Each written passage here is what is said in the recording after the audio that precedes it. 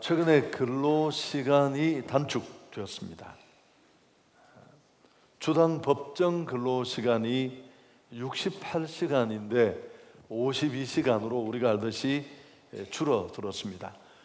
근로기준법에는 주 40시간 그리고 초과 근로는 12시간을 넘지 못하게 그렇게 되어 있습니다.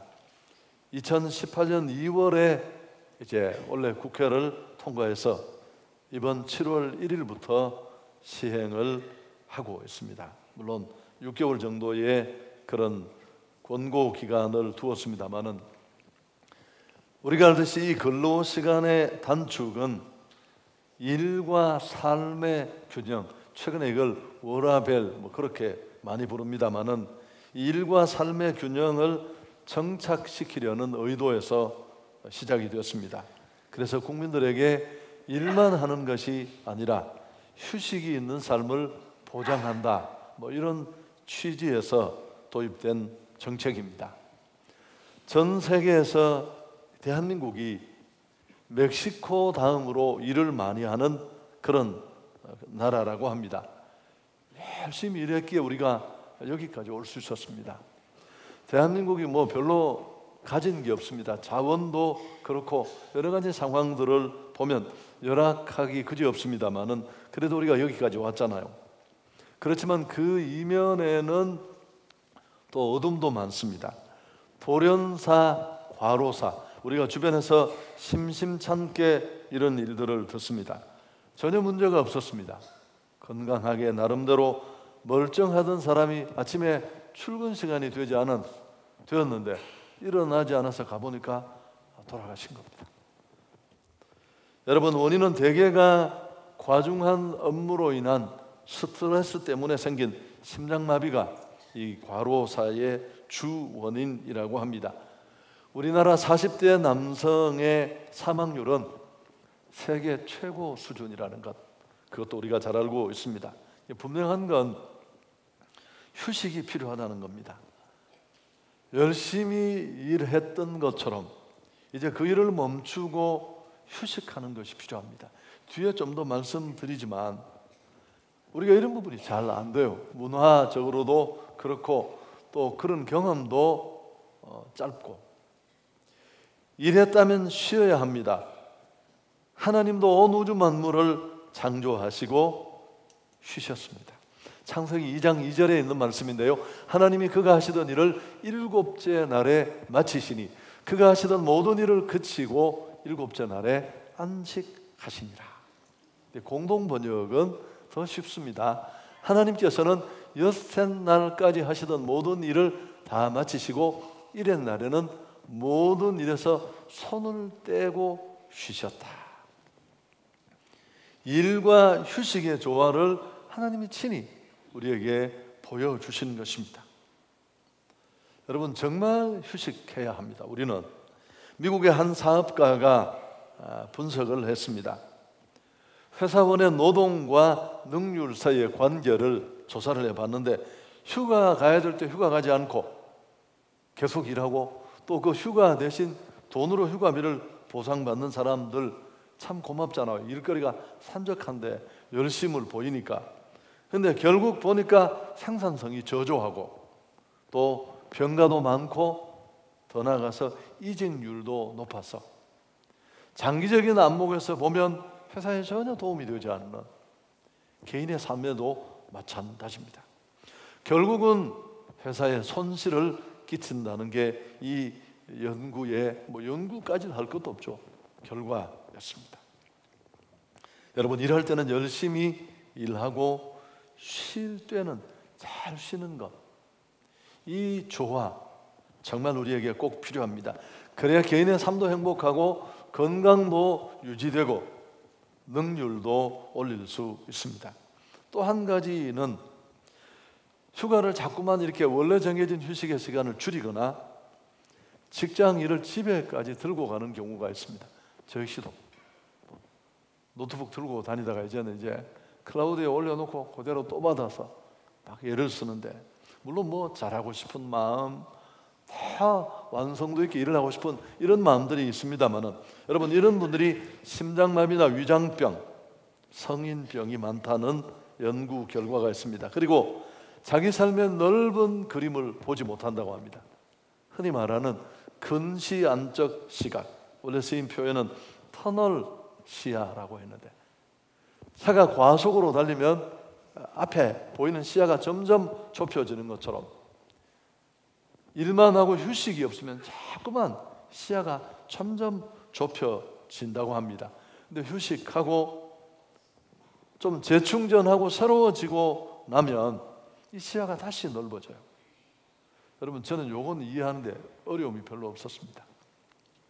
제게 가장 큰 과제는 뭐 이번 주일도 마찬가지입니다만 설교인데, 이 설교를 이제 계속 머리에 담고 고민하고 토요일 늦게까지 정리를 하고 출력해서 고치고 출력해서 고치고, 또 흐름이 끊기는 부분 뭐 한두 가지 확인할 건 또 인터넷에서 이게 과연 정확한 정보인지 나름대로 확인을 하고, 그러면 이제 8시, 9시쯤 돼가면 정리를 다 마쳐서 여러 번 읽지만 눈에 들어오지 않아요. 경험으로 알고 있습니다. 그때는 딱 내려놓고 다시 자는 겁니다.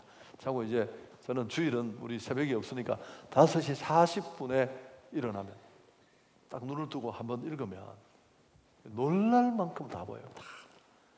어젯밤에 그 뻔한 오타가 왜 그렇게 10번도 더 출력까지 하면서 봤는데 안 보였는데, 흐름에 유효하지 않은 부분 하나하나 다 드러나고 아이디어도 생기고, 실력이 늘어난 게 아니라 휴식이 만든 통찰력입니다. 여러분, 부지런함을 휴식 없이 멈추지 않고 일하는 것으로 오해하지 말아야겠습니다. 하나님은 우리를 애초부터 이렇게 만들었어요. 일만 할 수 있는 기계가 아니라, 기계도 고장이 나겠지만 가끔씩은 모든 것들을 내려놓고 멈추고 휴식하는 그런 존재로 우리를 만들었습니다. 건강도 문제가 생기고 능률도 떨어지고 무엇보다 행복하지 않습니다. 위대한 예술가들이 남긴 작품도 그렇습니다. 그분이 뭔가 예술적인 활동을 하려고 작업실에서 집중할 때 물론 그런 작품도 만들어지겠지만, 우리가 가끔씩 듣는 얘기들을 보면 그저 쉼을 통해, 일하려는 의도가 별로 없었는데 식당에서 밥을 먹다가 자연을 보다가 뭔가 이렇게 영감이 떠올라서 그걸 뭐 이렇게 네프킨에 적어두고 뭐 이렇게 했던 것들이 걸작이 되었다는 얘기. 바흐의 음악, 뭐 우리가 좋아하는 게 너무너무 많잖아요. 근데 그 웅장한 오르간 작품들은 그가 작업을 하겠다고 오선지를 앞에 깔고 막 고민하는 시간에 만들어지지 않았다고 합니다. 가족들이 잠든 밤중에 숲속을 산책하고 별을 보고 나무들의 얘기를 듣고 그러다가 떠오른 악상으로 만들어진 곡이라고 합니다.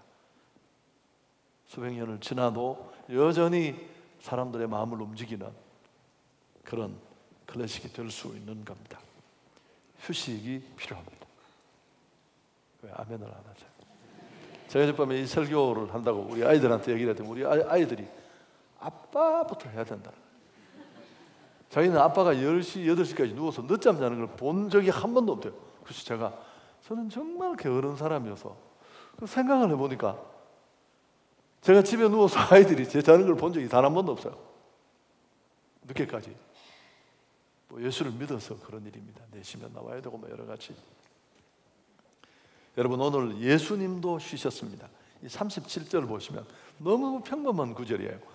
예수께서 낮에는 성전에서 가르치시고 밤에는 나가 감람원이라 하는 산에서 쉬셨다. 이게 휴가 갔다는 말 아닙니다. 제가 인용한 이 구절은 우리 요 번역은 그렇습니다만 그냥 낮에 사역하시고 밤에 거처에 들어가서 주무셨다는 얘기입니다.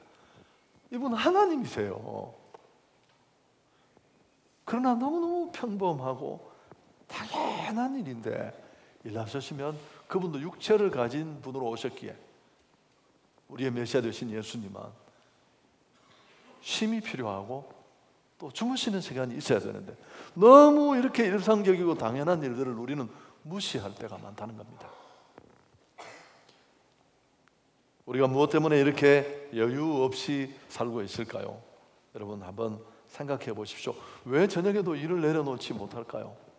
하나님 이렇게 커튼을 치시면 이제 어두워지는 건 잘하는 뜻인 줄 알아야 되는데, 앞에 말했지만 잘하고 싶고 대완성도 있게 무언가를 만들고 싶은 좋은 스트레스도 있지만, 여러분 그 저면을 이렇게 들어가 보면 그 저면에는 욕심이 있습니다. 욕망이 있어요. 성공에 대한 갈망, 경쟁에서 이겨야 되겠다는 강박관념, 초조함, 이런 것들이 믿음과는 다르게 우리를 잡고 있는 경향이 있습니다. 여러분 끊임없이 이런 욕망의 자락에 휘둘리고 끌려가다가 보면 아무것도 없고 쉬지도 못하고 뭐 별로 남는 것도 없는데, 제가 대구에서 목회할 때 제가 30대 초반에 그 교회에 부임을 했습니다. 저하고 한 3년에서 5년간 성경 공부, 제자 훈련을 다 섭렵하신 집사님들이 몇 분 계셨어요. 제 담임 목사님 연세가 좀 많으셔서 이분들이 뭐 너무너무 친해졌죠. 삶을 5년, 7년을 함께 나누었으면 얼마나 친해졌겠습니까? 그래서 제가 담임으로 떠나고 난 다음에도 가끔씩 자기들끼리 모임이 있으면 오늘 개 잡았습니다, 오십시오. 그럼 제가 개 잡았다고 못 갑니다. 못 가는데 너무 서운해하세요. 어떻게 그렇게 어리를 한 판에 끝낼 수 있느냐. 그래서 제가 1년에 한두 번은 그 모임에 가서 국수도 먹고 그랬는데, 그 중에 한 분이 젊은 분이신데 무슨 사무기를 대여야 하는 그런 일을 대구 시내 조그마한 가게를 빌려서 했는데 어려워서요. 늘 쉽지도 않고 환경도 자꾸 바뀌니까 고민하던 이 젊은 부부가 그 대학이 많이 모인 동네에 조그마한 간이 음식점을 하나 차렸습니다. 여러분 이게 대박이 났어요. 완전히 100m씩 이 음식을 먹으려고 학생들이 줄을 서서 기다리는데 12시, 1시 끝이 안 나는데 이분이 그러더라고요. 그 금고에 쌓인 돈을 이렇게 세면 그 피로가 한순간에 다 날아간대요. 저는 아직까지 경험해 보지 못했습니다. 죽을 만큼 피곤한데 그 금고에 돈을 끄집어내서 이렇게 쫙 세면 피로가 눈 녹듯이 사라진대요. 그 재미에 죽는 줄도 모르고 하다가 어느 날 다 내려놓았다고 전화가 왔더라고요. 목사님, 내가 살려고 이 짓 하는데 이게 딱 죽는 길이라는 걸 내가 알게 됐다고. 닫을 시간에 닫고 일할 시간에 일하고, 아무리 고객이 찾아오는 건 고맙지만, 그래서 내가 그분을 그렇게 지혜로운 분으로는 생각을 하지 않았는데, 여러분 쉽지 않잖아요. 뻔히 그 욕망이 부추기는 게 있는데 그걸 그렇게 내려놓고 정리하는 것 누구에게나 쉽지 않습니다. 여러분 우리에게 필요합니다. 열심히 일하는 직장인들 중에는 더 많이 그렇습니다. 정말 쉬고 싶다고 소리치는 사람도 너무너무 많습니다. 여러분 꼭 제가 가끔씩 이런 설교를 몇 차례 했잖아요. 한 10년 동안 3번 정도 한 것 같습니다. 그만큼 우리에게는 열심히 일하는 건 다 기본적으로 숙제가 되어 있으세요. 근데 잘 쉬지 못해서 그 열심히 하는 일이 빛을 발휘 못하고 있다는 걸 우리가 놓치고 있다는 사실입니다. 억지로라도 쉬어 보십시오. 예상외로 행복할 수 있다고 합니다. 제가 자녀 결혼 문제 때문에 우리 교회에 어떤 분 한 분을 만나서 면담을 했는데 이제 이분이 퇴직을 하셨어요. 그래서 제가 참 궁금한 게 있었습니다. 퇴직하면 기분이 어떨까? 심심할 것 같더라고요. 저는 한두 달은 너무너무 좋아서 막 소리를 지르겠지만 맨날 할 일 없고 그러면 얼마나 따분할까 싶어서 이분에게 물어봤습니다. 집사님 죄송한데 혹시 퇴직한 지 얼마나 됐냐고 물으니까 1년 됐대요. 그 무료하거나 일이 없어서 심심할 때면 이분이 뭐 그런 일 절대 없대요. 자기는 30년 동안 너무너무 스트레스를 받아서 1년이 지났는데도 재미가 그렇게 나고 이거 배우고 저거 배우고 아직까지는 지치는 걸 전혀 모르겠다. 제 생각과는 상당히 달랐습니다. 여러분 바쁘게 살아가는 것이 정말 내 인생을 아름답게 괜찮게 만들어주고 있는지를 진지하게 한번 우리는 돌아볼 필요가 있습니다. 일을 잘하는 것 이상으로 잘 쉬는 것이 중요합니다. 좋은 휴식 습관은 큰 재산이 됩니다. 제가 이 설교 때문에 이제 지난주에 고민을 하던 중에 경제신문을 읽었습니다. 한국경제신문에 이 기사가 났는데, 이 한국의 주요 금융 그룹의 CEO들이 휴가를 어떻게 보낼 것 같습니까? 연봉을 어마어마하게 받잖아요, 그분들이. 그런데 전 세계 휴양지를 다니면서 찬란하게 막 크루즈 타고 뭐 그럴 줄 알았는데, 한국에서, 국내에서 다 휴가를 보낸대요. 근데 어떻게 휴가를 보내느냐 하면 독서를 하면서 한두 권의 정말 읽어야 될 책들, 그 기업의 미래를 전망할 수 있는 눈을 열어주는 그런 책. 그리고 또 앞에 제가 워라벨 얘기를 했습니다. 이런 시대에 사람들이 열심히 일만 하는 거 추구하지 않습니다. 젊은이들은. 휴식도 함께 있는 그런 시대의 CEO로서 어떻게 다음 시대를 준비해야 할 것인가를 차분히 책을 읽으면서, 저도 그래서 결심을 했어요. 제가 이전에 이미 진행이 됐는데 저는 이렇게 해본 적이 한 번도 없었어요. 그래서 원래는 어떤 일을 하더라도 한번 해봐야 되겠다. 여러분, 우리에게는 두 가지 쉼이 필요합니다. 크게 나누면 안식과 휴식입니다. 애매하게 따지지 않으면 같은 얘기인데, 안식이 정신과 마음 측면의 쉼이라면 휴식은 육체적인 쉼이에요. 이렇게 나누어서 생각하는 게 좀 쉬울 수 있습니다. 여러분, 안식은 예배를 통해서도 주어질 수 있습니다. 상당 부분 이렇게 해소가 되죠. 지치고 너무 힘들었는데 주일 예배를 나왔더니만 하나님이 주시는 은혜를 힘입어서 마치 내 영이, 내 온 마음이 사우나를 받는 기분으로 개운해지는, 그래서 예배가 주는 축복이 정말 크구나, 하나님이 전심으로 자기를 앙망하는 자에게 주시는 이 은혜를 우리가 누릴 때가 너무너무 많지 않습니까? 여러분, 그래도 휴식은 또 따로 필요해요. 내가 지금까지 해오던 일을 내려놓고 끊고 휴식하는 쉼이 육체적으로 꼭 필요합니다. 우리 집중력에는 한계가 있습니다. 끝까지 집중할 수 없어요. 고속도로를 달리다 보면 휴게소가 있습니다. 휴게소를 도저히 만들 수 없는 곳에는 간이 쉼터라도 있습니다. 잠깐 졸음을 끊고 가고, 요즘은 내비에서도 아예 멘트가 나와요. 2시간이 넘으면 쉬어야 한다고. 우리 삶에도 이런 멘트가 있다니까요. 그걸 우리가 무시하고 갈 때가 너무 많습니다. 휴식이 주는 유익은 큽니다. 자신감을 넘치게 하고 지친 육체를 다시 새롭게 하고 고도의 집중력을 만들어주고, 무엇보다도 이 치열한 경쟁 시대에 차이를 만드는 건 일의 양이 아니라 수준이지 않습니까? 이 창의성도 완급 조절해서 오는 거예요. 그냥 무조건 열심히만 한다고 되는 게 아니라 가끔씩은 끊고 자신을 비워내는 그런 노력이 필요합니다. 나는 자연인이다라는 프로그램을 우연히 보게 됐어요. 운동하다가 한 산골에 사는 분이 나왔는데, 산 중턱에 이제 막 올라가는데 전혀 물이 있을 것이라고 생각도 못했는데 바위 틈을 이렇게 들추어내니까 뭐 나뭇잎으로 덮어두었는데, 그 안반에서 깨끗한 물이 나와서 이렇게 조그맣게 웅덩이에 고여 있더라고요. 이분이 이제 이걸 먹기도 하고 음용도 하고 뭐 그렇게 하는 모양인데, 한 달에 한두 번씩 그걸 이렇게 청소를 한대요. 뭐 1, 2분이면 금방 다 퍼내더라고요. 또 들어가는 낙엽도 주워내고. 제가 이 장면을 보면서 그런 생각을 했습니다. 고인 물이 빠지면 정말 새물이 고여요. 여러분, 이런 휴식은 좀 장기적이라 해요. 제가 선배들한테 물어봤습니다. 한 달은 쉬어야 이게 가능하대요.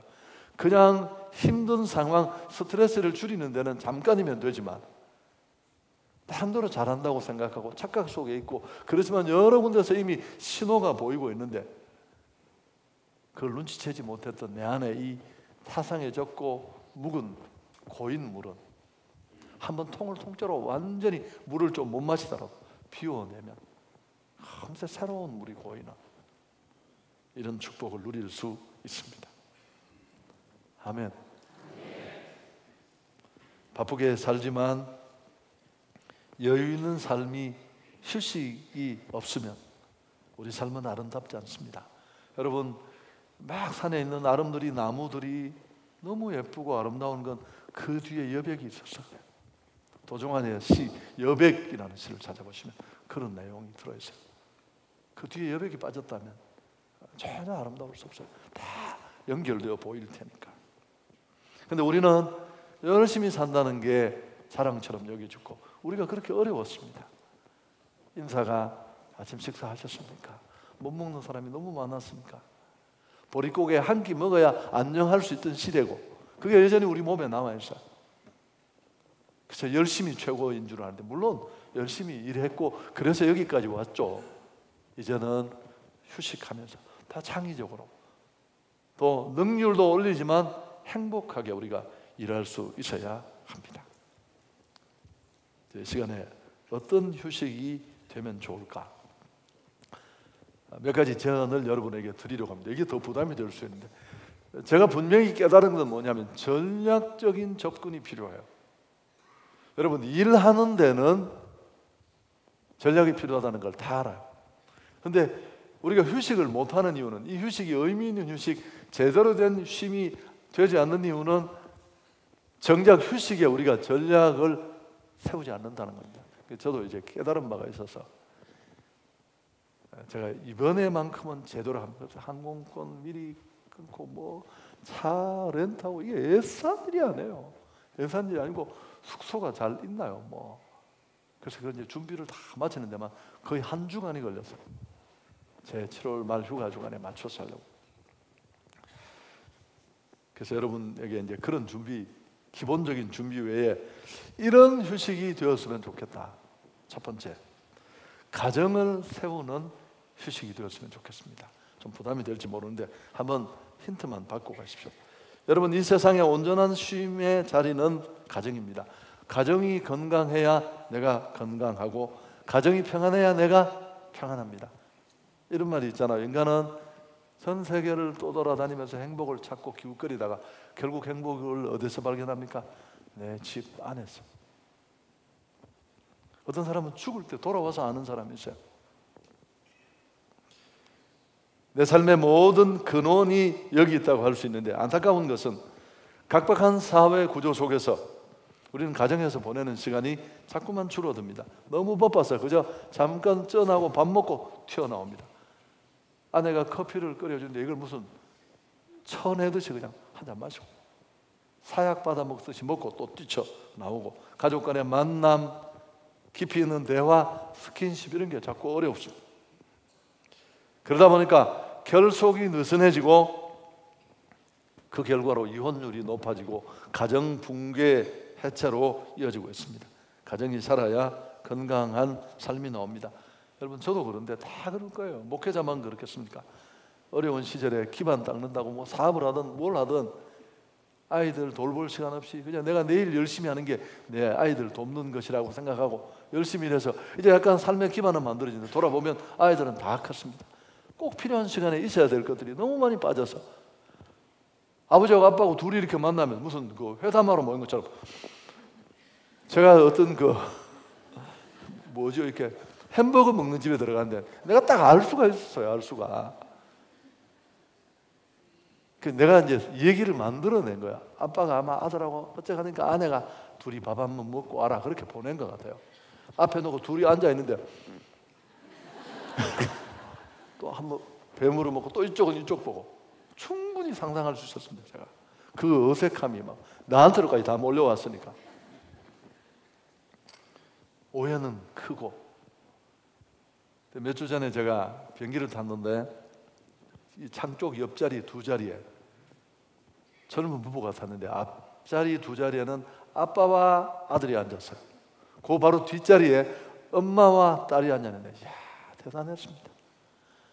그 비행시간 내내 아빠는 뭐 휴대폰을 끄라고 끄집어내가지고 무슨 이렇게 그 네모 채우는 게임 같은 걸 하면서 아들한테 설명하고 목을 쪼고 아들이 못 풀면 또 뒤로 넘어와가지고 엄마하고 딸이 또 이걸 막 여러분 성령 충만한 모습이에요. 이거 참 근데 저 정도 되는 분들이 또 더 돈독한 가족 관계를 위해서 여행을 간다는 사실이 원래 그렇잖아요. 가난한 자는 더 가난해지고 고기도 먹는 사람이 먹고요. 여러분 제가 이런 구체적인 예를 설명드리는 이유는 설교 10,000번 들어도 아무 소용없어요. 우리가 전략을 가지고 노력하면. 그래서 너무 무겁게 받지 마시고 그냥 잠깐이라도 맛있는 음식 두고 한번 야야 이야기 한번 해봐라. 아빠 한번 들어볼게. 뭐 그런 시간이라도 가져서 그리고 쉬면서 가정도 세워지면 좋겠습니다. 두 번째, 치유가 있는 쉼입니다. 제안하고 싶은 삶은 복잡한 도시를 떠나서 자연을 대하면 바라만 봐도 내 안에 고장난 것들이 고쳐집니다. 푸른 바다. 여러분 대한민국에 아름다운 데가 많아요. 꼭 막 전 세계 동남아 어디를 가도 나가봤어요. 제주도만 한 데는 없습니다. 설악산 너무너무 좋고 제 친한 목사님 저희 교회 한번 모실게요. 제가 그분 16년 미국에서 뭐 학위 두루 섬겨마시고 전 세계 산을 다 돌아본 분이에요.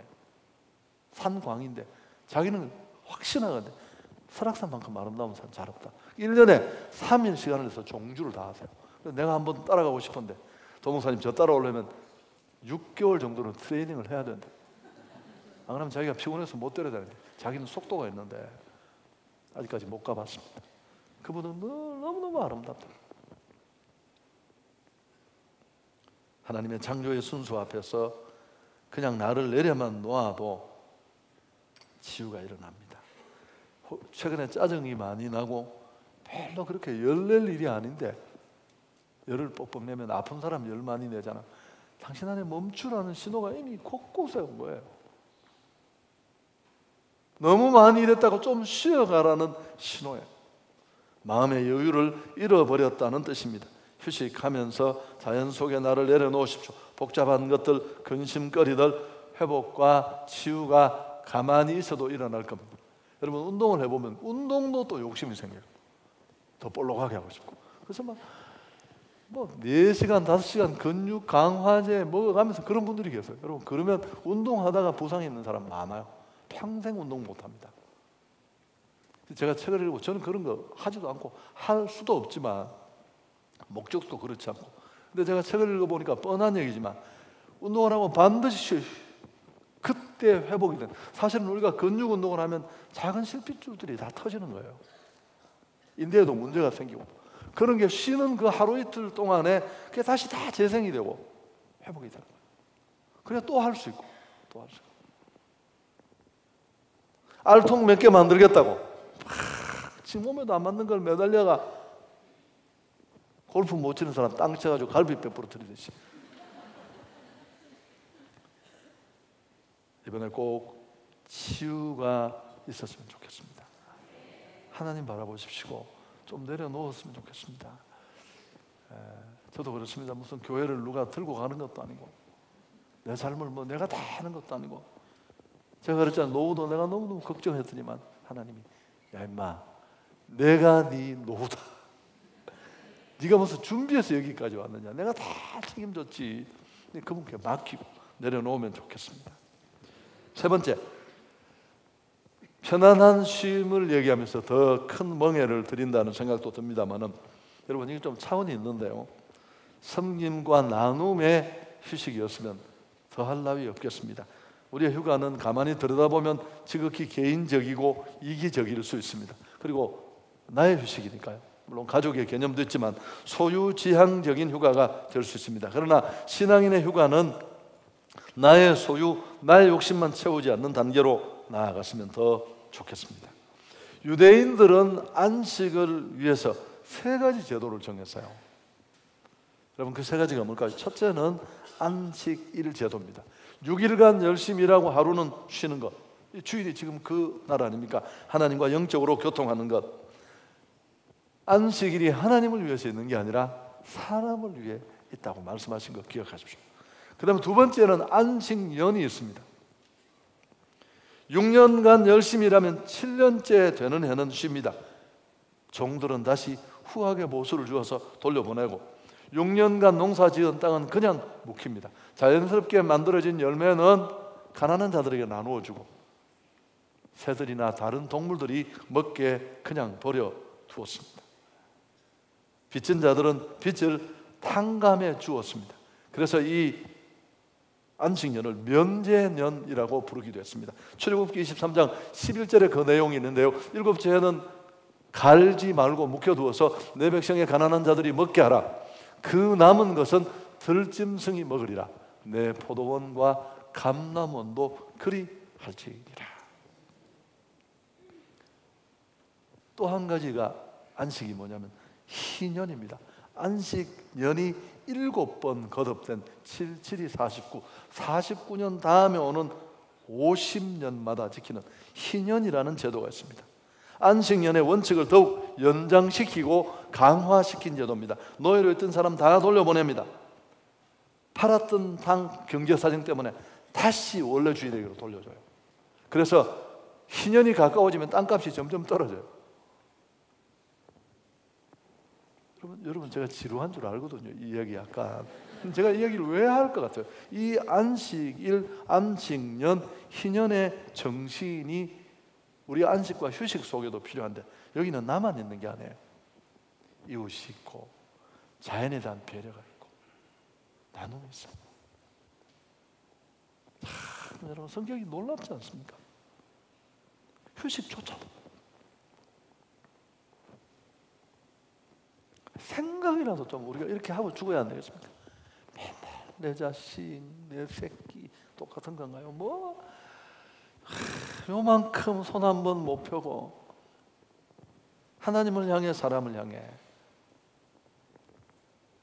여러분 그런 면에서 하절기 단기 선교는 너무너무 귀합니다.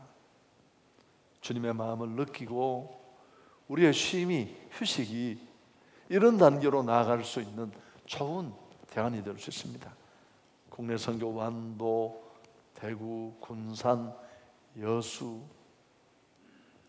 대구가 시골이라는 거 전 서울로 와서 알았어요. 국외 선교 일본, 미얀마, 인도네시아 등등등 말씀을 정리하겠습니다. 우리 삶에 꼭 필요한 것이 휴식입니다. 여러분 일하는 것이 하나님의 뜻이라면 쉬는 것도 하나님의 뜻입니다. 오늘 우리 예수께서도 일과 휴식이라는 이 두 개의 리듬을 가지고 계셨습니다. 안 주무실 줄 알았는데 그분은 그냥 맨날 철야만 하실 줄 알았는데 너무 당연한 얘기지. 열심히 살아야 되지만 우리는 쉬기도 해야 합니다. 그래야 창의적이고 능률도 오르고 무엇보다 행복할 수 있습니다. 악보에는 음표만 있는 게 아니고 쉼표가 있다고 했죠. 어떤 분이 막 찬양을 부르다가 돌아가셔서 숨이 넘어갔습니다. 쉼표를 안 주고 둬서 그렇대요. 죽을 수 있어요, 여러분. 우리가 과로사가 그런 거 아닙니까? 그냥 일하고 있다는 자신의 내가 가정과 가족을 위해서 열심히 살고 있다는 그 사실에 스스로 안도해하면서 조만간 언젠가 올 보상을 기대하면서 그렇게 자기를 학대했을 수 있어요. 하나님 주신 생명과 시간, 기회를 자기가 그렇게 처참하게 무너뜨리고 깨트린다는 걸 놓친 채 휴식을 잃어버린 삶은 그럴 수 있습니다. 여러분 아름다운 쉼이 있을 때 나의 인생 교향곡은 아주 멋지게 연주될 겁니다. 잘하는 사람들은 다 이게 완급이 있으세요. 무조건 막 들이대기만 할 것 같은데 딱 내려놓고 쉬고 다시 하는 이런 노력들이 꼭 필요합니다. 저도 이번에 한번 쉬어보고 재미가 나면 한 달을 한번 해볼 예정입니다. 제 안에 이 묵은 고인물을 확 빼내고 정말 뭔가 마지막 한텀 새로워지는 일을 주시는 하나님에 대한 도전을 얘기 안 하고 설교 마치려고 합니다. 캐나다 영성신학자인 유진 피터스는 만약 일과 쉼 중에 우리가 고민하고 있다면 선택을 해야 된다면 그는 당연히 휴식을 선택하라고 말합니다. 왜냐하면 바쁜 사람은 게으른 사람이라고 그는 규정합니다. 그래서 해야 할 일은 하지 않고 깊이 있는 일도 못하고 의미 없는 일만 계속 바쁘게 합니다. 그러면서 이 유진 피터슨은 우리가 잘 아는 멜빌의 백경이라는 소설을 끌고 들어옵니다. 이 소설은 모비딕이라는 고래를 쫓는 흰 고래를 쫓는 고래잡이 배를 얘기합니다. 바다는 출렁이고 선원들은 혼신의 힘을 다해 노를 지었습니다. 그 배 안에는 그런데 모두가 분주히 움직이는데 일하지 않고 조용히 그림처럼 앉아 바다만 주시하고 있는 한 사람이 있습니다. 그 배에서 월급 제일 많이 받는 작살잡이에요. 노는 것처럼 그렇게 앉아있지만 결정적인 순간이 되고 고래가 나타나면 작사를 정확하게 꽂아서 고래를 잡는 일을 하는 분이 바로 이분입니다. 여러분, 분주함은 우리 삶의 이런 영성과 예리함을 빼앗아서 결국은 삶의 질을, 수준을 떨어뜨린다는 게 유진 피터슨의 얘기입니다. 그래서 모험처럼 생각될지 모르지만 한번 내려놓고 다시 새로워져서 출발할 수 있는 우리 모두가 될 수 있기를 축복합니다. 혹시 오늘 설교를 들으면서 나는 일도 없는데 무슨 말도 안 되는 설교를 하시냐 불편하시는 분이 계시다면 제가 기도하겠습니다. 여러분 꼭 일거리도 찾으시고 또 휴식도 함께 있는 그런 복된 여름이 되었으면 좋겠습니다.